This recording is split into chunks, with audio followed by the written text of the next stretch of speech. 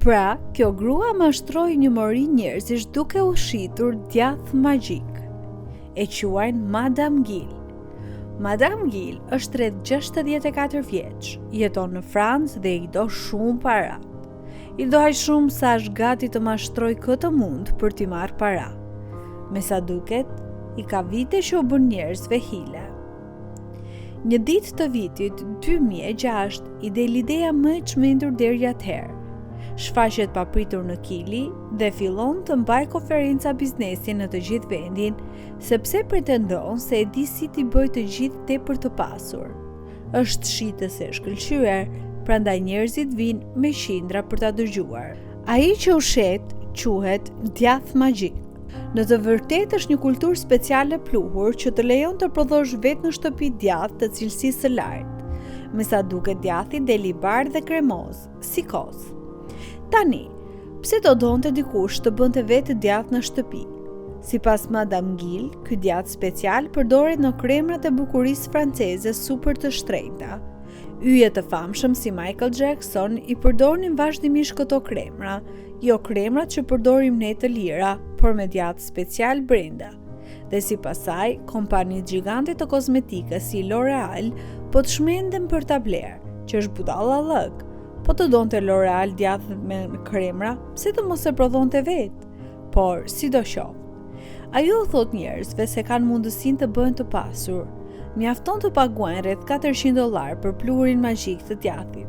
Dhe sa që sharak të duket e gjithë puna, funksionon vërtet.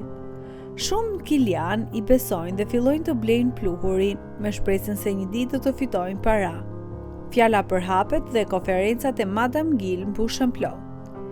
Madame Gill nuk është e re në këtë punë.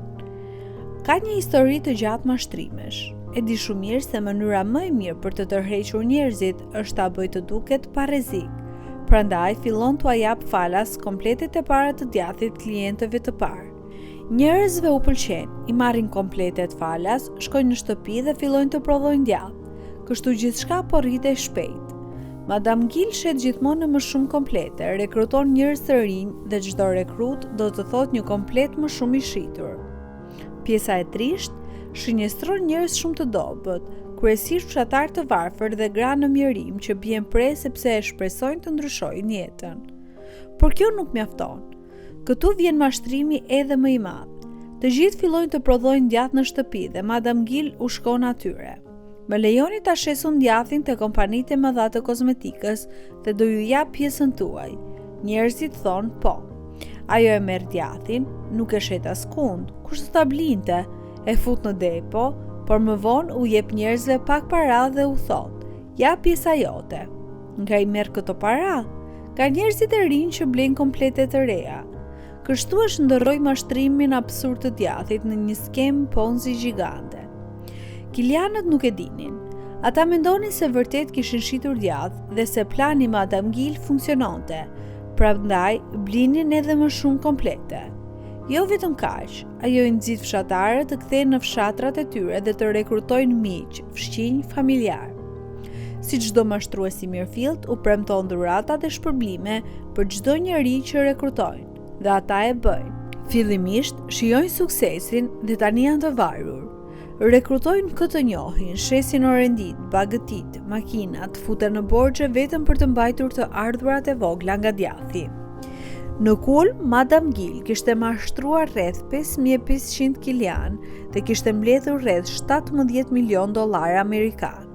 Ndërkohë, i gjithë djathi që prodhonin dhe që ajo pretendonte se u ashiste L'Orealit ngrumbullohin në përdepo.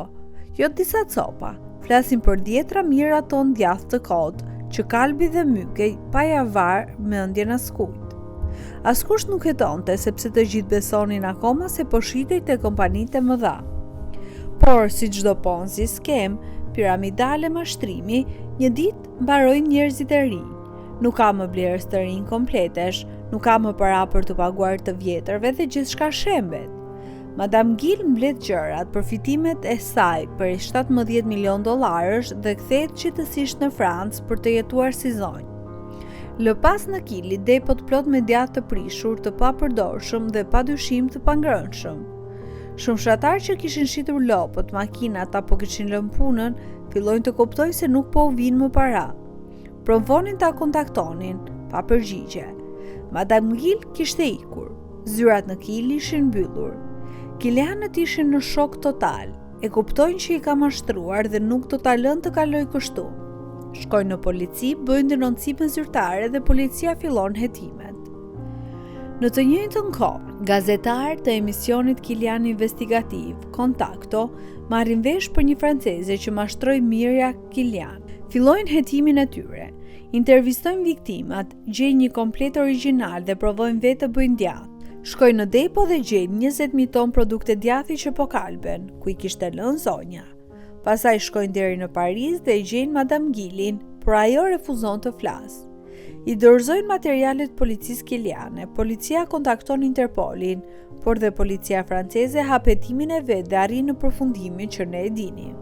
Madame Gill është mashtruese profesioniste. Në vitin 2008 e gjejnë në Francë dhe arrestojnë. Nuk kemi foto nga burgu, por ja si duket në jetën reale. Dënohet për pastrim parash dhe mashtrim dhe burgoset dhe dënohet 6 vite, por mësimi nuk e mori. Në 2018 e kapin përsëri në Belgjik duke drejtuar një skem tjetër piramidale rekrutimi dhe merr 8 vjet të tjera burg. Kështu mbyll një nga mashtrimet më të çmendura dhe më mizore që janë dëgjuar ndonjëherë, djathi magjik, që do t'i bënte të gjithë të pasurit, që do të përfundonte në fytyrat e yjeve dhe në kremrat e L'Orealit, por që në fund përfundoi vetëm si 20.000 ton mase kalbur dhe erë e keqe nëpër depot e Kilit. Një grua 64 vjeçare nga Franca, e quajtur Gilbert, Madame Gill von de Viel, arriti për 2 vjet të bind. 5.500 njerëz, kryesisht gra dhe fshatarë të varfër, të shesin lopët, makinat, shtëpitë dhe të ardhmen e tyre për një pluhur që nuk vlente as për të ushqyer macet. Nga kjo, ajo mblodhi rreth 17 milion dollar dhe u zhduk në Francë, si të mos kishte ndodhur gjë. Kur gjithçka u shemb, ajo la pas mira familje pas gjë dhe një mal djathi që askush nuk donte ta prekte as me maj të shkopit. Në 2008 u arrestua në Francë, u dënua me 6 vite burg për mashtrim dhe pastrim parash, por as burgu nuk e ndryshoi. 10 vjet më vonë, në 2018, u kap sërish në Belgjik me një skem tjetër piramidale dhe mori 8 vjet të tjera. Sot, pjesa më e madhe 17 milionëve nuk është gjetur kurrë. Djathi u hodh ose u kalp krejtësisht. Mira Kilian, që besuan se po ndërtonin një të ardhme më të mirë, mbetën me duar bosh dhe me një shije të hidhur që asnjë krem bukurie nuk mund ta fshi. Historia e djathit magjik është një kujtesë e dhimbshme dhe njëkohësisht absurde në botën e mashtrimeve. Donjëherë nuk të duhet as armë, as hakerim, as forcë. Të mjafton një ide aq qesharake sa askush të mos e besoj se dikush mund ta besoj vërtet, dhe pastaj dikush e beson. Dhe kur e beson njëra të dëshpëruar, ti bëhesh milionere. Dhe ja ku jemi.